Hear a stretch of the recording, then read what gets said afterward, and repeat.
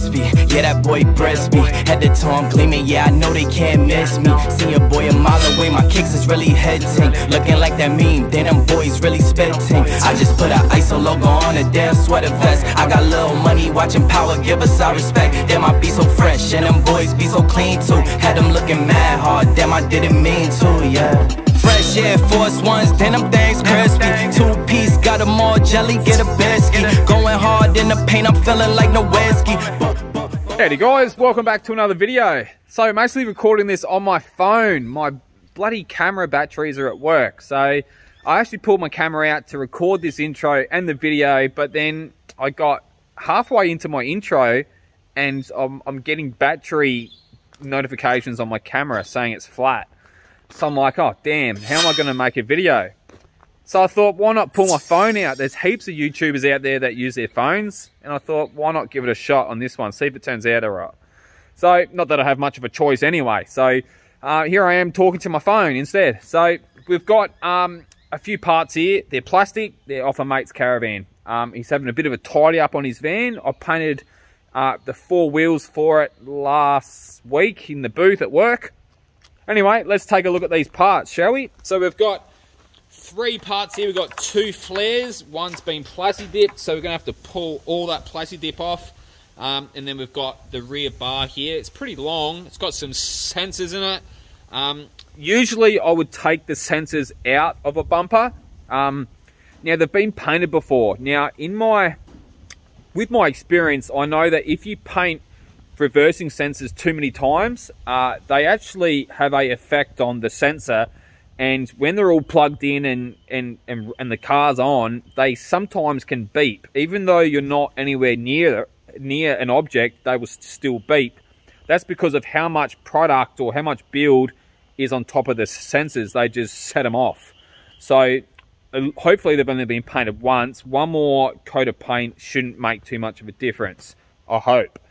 So sometimes you can take them out, but usually sensors in cars, they haven't been painted. They're sort of like just bare like plastic. So if you paint them, usually they're okay. But these have been painted before. So, I mean, worst comes to worst, we'll just have to sand. Sorry if my thumb was over the camera. I'm not used to holding my camera, my phone.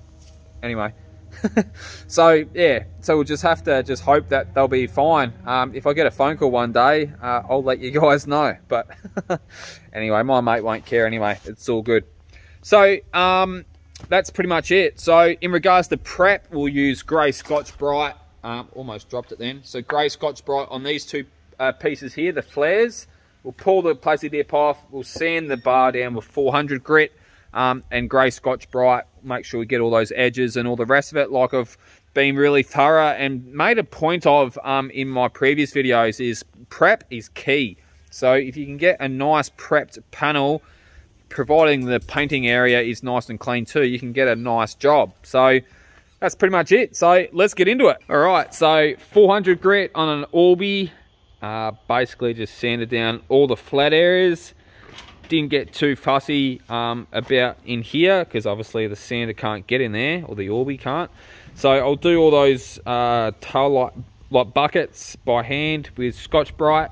I actually left my grey scotchbrite roll at work, so I might just use red scotchbrite. Now I wouldn't normally use red scotchbrite because the scratches will be a lot coarser than the grey. I found an old piece in the shed before, so I've done the flares in them, but I guess when the tail light goes in this, you're not going to see any of that in there anyway. So if the red scotchbrite does cause some scratches that you'll see in the colour, you're not going to see it when the light goes in there anyway. So I reckon that's what we'll do. So no interface pad on the orbital sander, just put it straight on the Orbi. If this panel was steel and it was dead straight, yeah, you would find that you could cause some small like little ripples in the clear coat or in the paint in the panel, but this is only plastic. It was made in a big mold and it's wavy as all hell, so I didn't worry about putting in a interface pad on.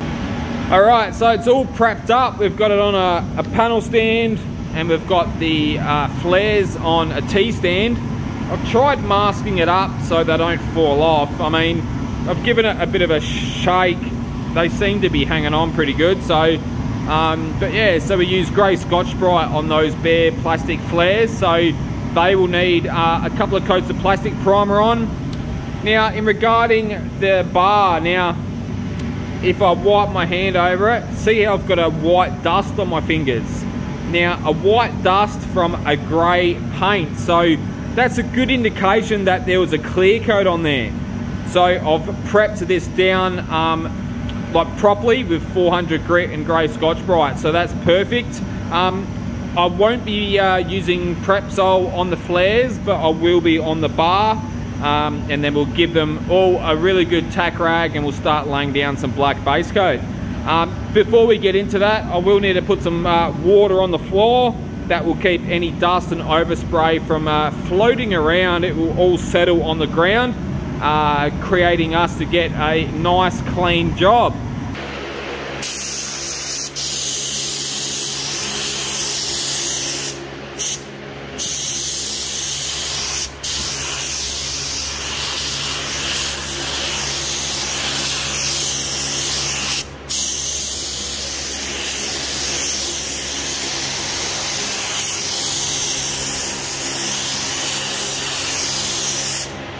Alright, so all our parts are all based up. Everything's looking pretty clean so far, which is pretty good.